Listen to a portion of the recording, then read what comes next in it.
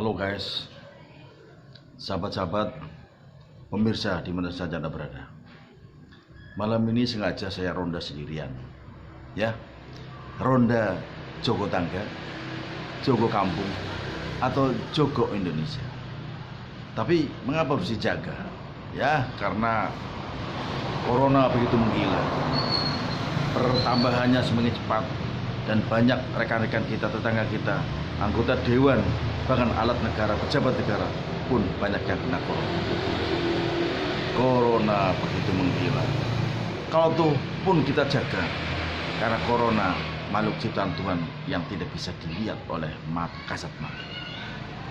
Tapi kabarnya menghebohkan, bahkan tiap hari semakin tambah yang kena, ataupun OTG, orang tanpa gejala.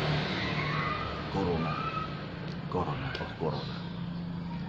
Harus bagaimana kita menyikapi dan menghadapi corona itu? Harus bagaimana kita? Belum lagi semacam gejala moralitas, mentalitas, dan sosialitas. Gejala-gejala ini pun sama menggilanya di masyarakat kita, di tengah-tengah kita. Ya, semakin corona menggila dan mengganas, dan belum tahu bagaimana upaya pencegahan. Isunya akan ada vaksin dan seluruh penduduk Indonesia akan diswab, padahal swab pun biayanya mahal. Ya, corona begitu menggila. Tapi biarlah corona, ada satgas yang menanganinya, ada petugas yang sudah menanganinya. Minimal kita menjaga jarak, mencuci tangan, dan menggunakan masker, tutup kepala, tutup hidung, agar tidak terjangkit oleh ganasnya corona. Malam ini kita mencoba untuk jaga tetangga, jaga kita,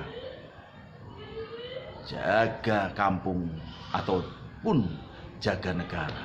Jaga negara dari radikalisme, jaga negara dari kelompok-kelompok yang fanatisme akan mendirikan negara khilafah. Padahal kita tidak akan pernah mungkin Indonesia menjadi negara khilafah. Karena jelas negara kita berdasarkan Pancasila. Ya, antara lain sudah tercantum dalam Undang-Undang Dasar 45, atau di dalam pembukaan UUD 45 ada preambul. Di situ jelas bahwa landasan negara kita adalah Pancasila. Ya, itu antara lain jaga negara dari paham radikalisme.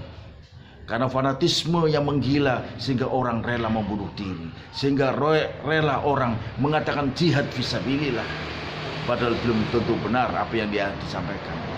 Apakah benar dia jihad karena meyakini konsep yang salah dan didoktrin sejak kecil, sehingga yang ada dalam otaknya adalah membunuh, menghancurkan terhadap siapa? Terhadap orang yang tidak sepaham. Terhadap siapa? Terhadap orang yang di luar agama Islam. Ini pemahaman yang salah, pemahaman yang keliru. Untuk itu marilah kita jaga negara dari radikalisme, agar Indonesia terhindar dari khilafah, agar Indonesia terhindar dari kelompok-kelompok terorisme. Ya, jaga negara antara lain, mari beri pemahaman kepada masyarakat kita, pemahaman pada keluarga kita, pemahaman pada tetangga kita, paham tentang Pancasila. Semua organisasi manapun harus tetap mencantumkan landasannya adalah landasan Pancasila, berasaskan Pancasila. Apabila tidak mencantumkan Pancasila, maka pemerintah tidak akan pernah memberikan pengesahan terhadap sebuah organisasi kemasyarakatan itu. Ya, itu antara lain jaga negara. Sekarang mari kita jaga tetangga, agar tetangga kita tidak teracuni oleh paham-paham yang salah, agar tetangga kita menggunakan sistem keamanan lingkungan, sehingga terhindar dari kasus pencurian, sehingga terhindar dari, mohon maaf, mabuk-mabukan. Ya, karena lingkungan kita terjaga, karena lingkungan kita ada yang menjadi tukang ronda pada malam ini. Lalu mari kita lebih fokus ke kampung halaman kita, ya, di Pantai Muara Reja. Kalau sahabat-sahabat pemirsa di mana Anda berada ingin minum minuman keras, silakan datang di tempat Pantai Muara Reja. Karena konon di sana sudah bebas. Banyak pemandu lagu pun yang bisa dipesan. Kalau Anda penasaran, silakan datang dan mencoba. Benarkah di sana ada pemandu lagu yang bebas? Silakan bisnis esek-esek terselubung dengan membuka warung-warung atau kedai-kedai kecil. Ya, alasannya untuk meramaikan ekonomi kerakyatan. Alasannya untuk meramaikan pantai itu. Tapi benarkah atau diperbolehkankah penjual miras tanpa izin membuka praktek warung-warung remang-remang yang menyediakan para perempuan pengumbar birahi sehingga mata lelaki sangat jalang dan jelalatan, mengundang lelaki yang mudah terbirahi karena pakaian-pakaian yang minim, mengundang lelaki untuk mengumbar nafsu syahwatnya. Ya, saya prihatin. Harus bagaimana? Saya sudah berkali-kali mencoba untuk membuat pemberitaan tertulis, mencoba membuat visualisasi lewat YouTube dan vlog. Ya, aku seperti kedinginan, kebingungan bagaimana mencari solusinya, bagaimana cara mengatasinya. Karena lisan ini sudah pernah menyampaikan untuk tidak menjual miras.